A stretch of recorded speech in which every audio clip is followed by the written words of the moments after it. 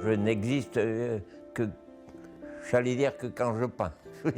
C'est le seul, le moment où en tout cas je sais que je suis le plus moi-même. Pour un peu en dehors de l'atelier, je suis un figurant, voilà.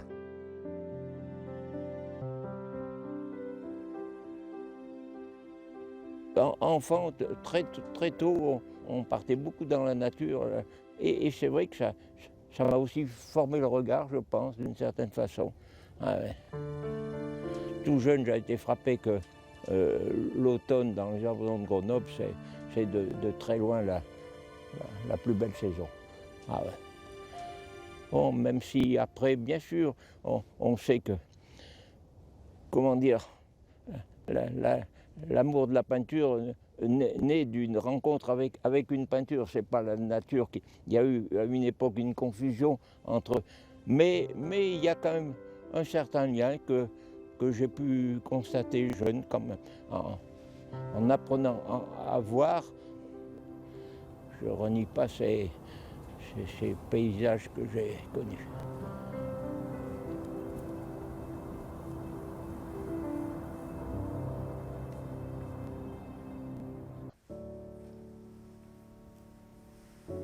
Vous savez, j'ai censément le sujet sur la table, mais je le regarde un peu au moment au démarrage, et puis après, je fais que regarder ma toile. Je passe des heures, vous savez.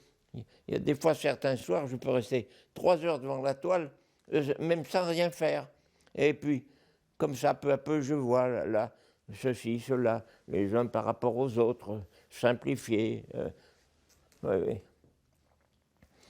C'est un travail comme une peinture abstraite.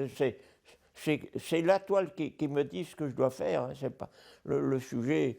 Encore une fois, au départ, comme ça, il y a quelque chose qui part depuis. Mais ensuite, c'est un travail sur la toile, c'est tout. Souvent, je me considère comme le médium de ce que je fais. Voilà. Et je le ressens même dans les moments même où je peins, que quelque chose me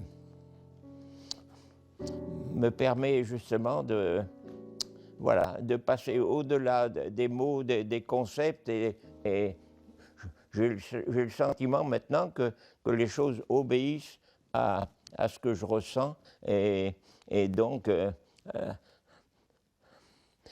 ça confirme, oui, oui, ce que j'essaye de dire, qu'effectivement, voilà, les choses se font.